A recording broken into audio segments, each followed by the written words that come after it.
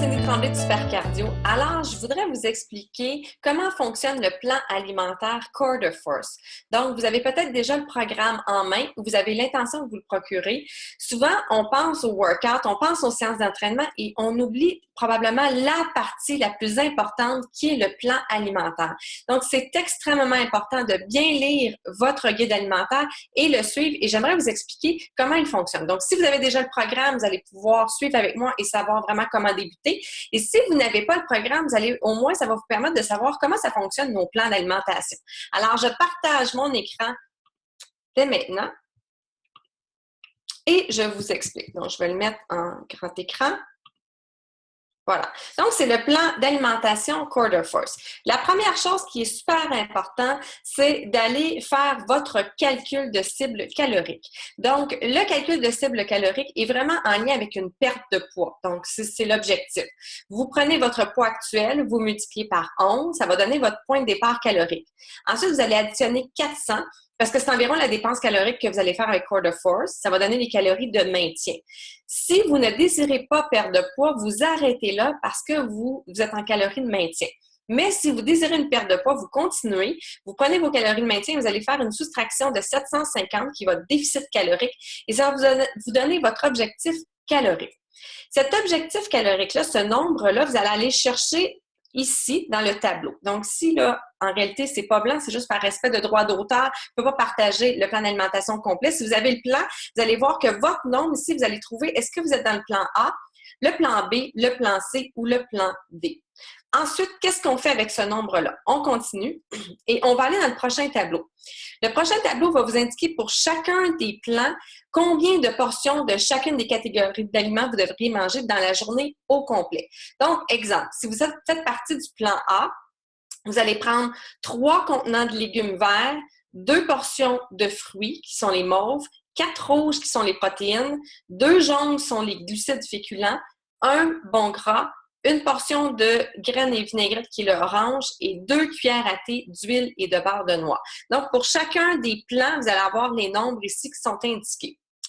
Ce qui est très important de savoir, c'est que contrairement, si vous avez déjà fait d'autres programmes, comme par exemple 2-in-1 Day Fix, contrairement à ces programmes-là, il y a une légère différence dans le Core de Force et que je trouve vraiment intéressant. Donc, la première semaine, vous allez suivre exactement ce qu'on vous dit dans votre plan. La semaine 2, il y a un changement. Semaine 2 et semaine 3. Pourquoi? Eh bien, c'est parce qu'on va augmenter, nos séances vont être un petit peu plus difficiles et on va avoir besoin de plus d'énergie et en même temps, ça nous évite d'atteindre un plateau. Donc, pour ne pas atteindre votre plateau, la semaine 2, qu'est-ce que vous faites? Vous rajoutez un mauve, c'est-à-dire une portion de fruits supplémentaire à chaque journée de votre plan d'alimentation. Ensuite, la semaine 3, vous allez continuer de manger votre fruit supplémentaire et vous allez également ajouter un bon gras, c'est-à-dire un contenant bleu à tous les jours. Et finalement, la semaine 4, vous allez revenir au plan de base en supprimant le bon gras et le fruit. On continue. On vous donne des exemples de menus. Donc, si vous dites, je ne sais pas trop comment séparer mes contenants de la journée, mes portions, c'est des exemples, mais vous pouvez faire comme vous le voulez. Mais je vous suggère vraiment de ne pas seulement prendre 3 repas. 3 repas puis 2 à 3 collations, c'est très bien parce que ça vous permet, dans le fond, de manger tout au long de la journée. Ensuite, répertoire d'aliments. Donc, maintenant que vous savez qu'est-ce que vous devez manger, c'est-à-dire combien de mauves, combien de verts, combien d'oranges, vous devez savoir c'est quoi ça, les mauves, les oranges, les bleus, etc. Alors, on vous donne la liste des aliments. Donc, vous avez une liste complète qui est plus longue que ça, évidemment, en arrière du rectangle blanc. Donc, ça veut dire que les fruits, par exemple, le contenant mauve, on vous explique comme les framboises, c'est un contenant mauve, ou si vous n'avez pas de contenant mauve, ça correspond à une tasse pour vos framboises. Ça peut être différent d'un à l'autre. Ensuite, vous avez toute la liste de légumes. Ce qui est important de savoir, c'est que ce qui est dans le haut des listes, c'est encore meilleur pour la santé. Donc, on essaie de privilégier le haut des listes, mais il faut quand même varier et on doit aller partout dans la liste, également en bas, parce que le bas des listes, c'est pas ce qui est mauvais pour la santé. Ce qui est mauvais pour la santé, ce n'est pas dans le plan alimentaire. Donc, on bouge, mais c'est de savoir vraiment qu'il y a encore plus de nutriments, vitamines et minéraux dans les aliments qui sont au-dessus des listes. On continue. Ensuite, on a les rouges qui sont les protéines, les glucides, les jaunes, les bons gras, les bleus, les graines et vinaigrettes qui sont les oranges, ensuite les cuillères à thé qui sont les huiles et les beurres de noix. On a des aliments à volonté, c'est-à-dire des épices, vinaigre, etc. Donc ça, vous pouvez l'ajouter quand vous le voulez.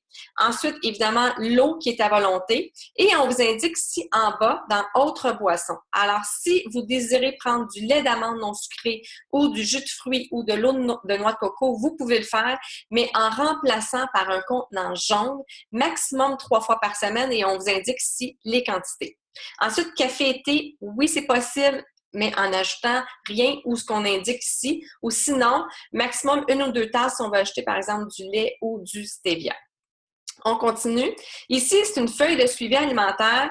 Vous pouvez prendre celle-là, mais si vous désirez aller sur mon site supercardio.ca, j'ai une feuille vraiment que j'ai fait qui est 7 jours. Donc, c'est plus pratique, je trouve, parce que vous avez vraiment les 7 jours sur une feuille recto-verso du lundi au dimanche. Ensuite, on continue et après ça, qu'est-ce qui se passe? Bien, ce sont les recettes. Alors, il y a vraiment plusieurs recettes et pour chacune des recettes, on va vous indiquer vraiment, comme ici, l'omelette aux tomates et basilic. Est-ce que c'est quoi? C'est un demi-vert, un rouge, un demi-bleu et une cuillère à thé. Alors, sur votre feuille de suivi, qu'est-ce que vous faites quand vous mangez cette omelette-là? Vous allez cocher ce que vous avez utilisé pour vous assurer d'utiliser toutes vos couleurs et toutes les portions de la journée. Aussi, la nouveauté dans ce programme, on a des F et des R qu'on explique juste ici. F, ce sont des repas pour faire le plein, c'est-à-dire souvent, c'est qu'on va faire ça avant une séance d'entraînement, 2-3 heures avant. Et R, ce sont plus des repas pour la récupération. Alors, voici. Donc, j'espère que ça vous a aidé à savoir un petit peu comment fonctionne le plan alimentaire. Surtout, n'hésitez pas si vous avez des questions, mais je vous conseille fortement de l'utiliser. Vraiment, la réussite d'un programme, 70%, c'est l'alimentation. On doit nourrir notre corps convenablement pour faire ces séances d'entraînement-là. Sur ce, je vous souhaite un super beau programme Core de Force. Et si vous êtes intéressé à avoir plus d'informations sur Core de Force, n'hésitez pas à me contacter à supercardio.ca ou sur notre page Facebook Super Cardio. Merci et bonne journée!